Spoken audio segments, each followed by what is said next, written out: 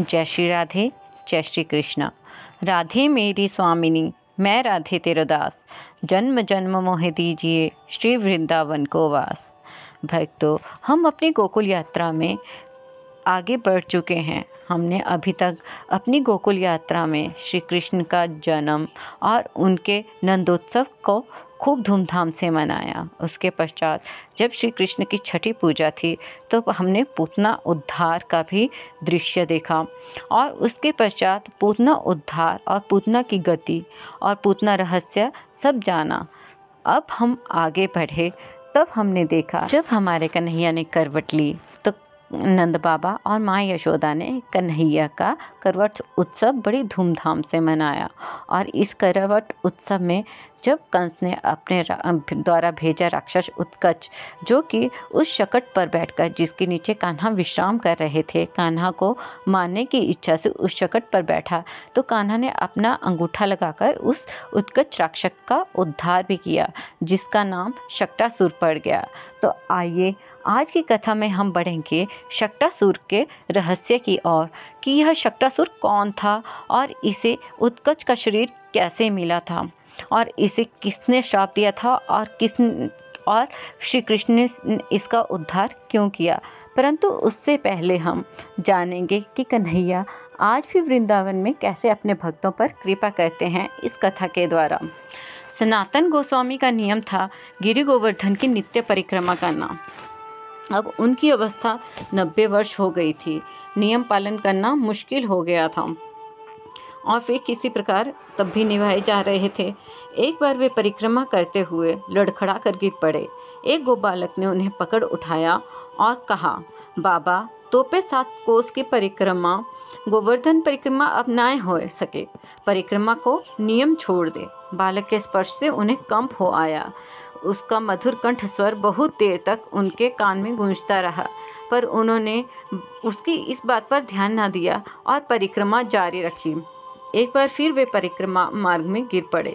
दैव योग से वही बालक फिर सामने आया और उन्हें उठाते बोला, बाबा, तू बूढ़ो हो गए हो, तो माने नाए, परिक्रमा किए बिना ठाकुर प्रेम ते रीझे, परिश्रम ते नाए।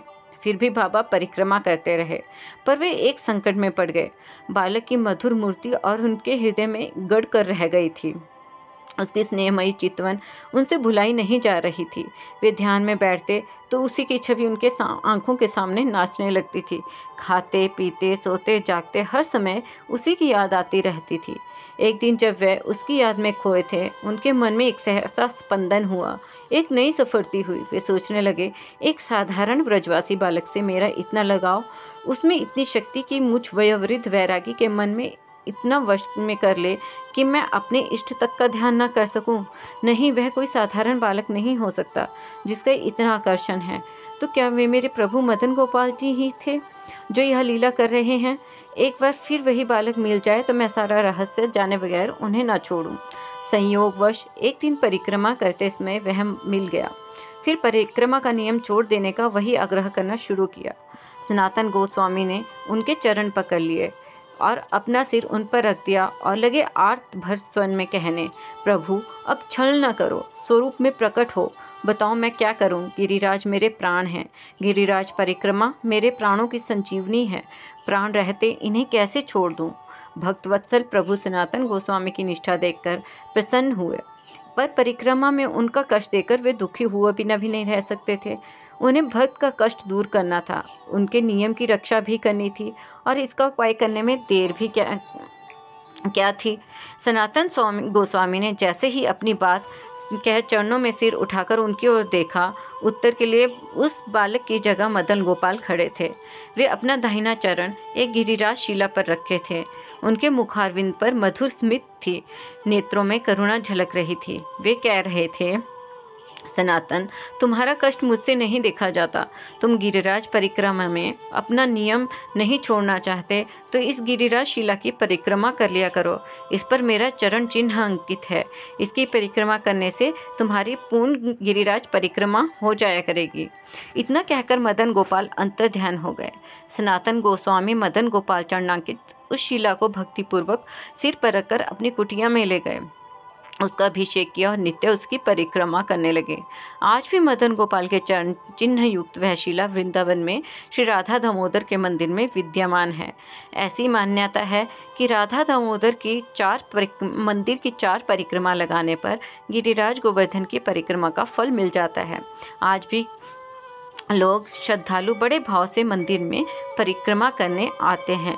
इस तरह कन्हैया कलयुग में भी अपने भक्तों पर कृपा करते हैं। आज भी वृंदावन के कण कण में कान्हा और श्री राधा रानी का दर्शन होता है। बस आप में श्रद्धा होनी चाहिए और भगवान को देखने वाली वह भावना आँखों में होनी चाहिए। भगवान आपको दर्शन भी देते हैं और आप पर कृपा भी करते हैं, क्योंकि वे तो करुणामय हैं और हमारी राधा रानी करुणामयी। इसी कथा के साथ हम बढ़ते हैं अपनी गोकुल यात्रा की ओर, जिसमें हम दर्शन कर रहे हैं भगवान द्वारा शक्टासुर का उद्धार। क्या आप जानते हैं कि यह शक्टासुर कौन था और भगवान ने इसका उद्धार क्यों किया? किस ऋषि के शाप के कारण वह इस रूप में आया था? तो आइए जानते हैं शक्टासुर के पूर्व जन्म का रहस्य। शक्टासुर पूर्व जन्म में दैत्यराज हिरण्याक्ष का पुत्र उत्कच था, जो कि बहुत ही बलवान था।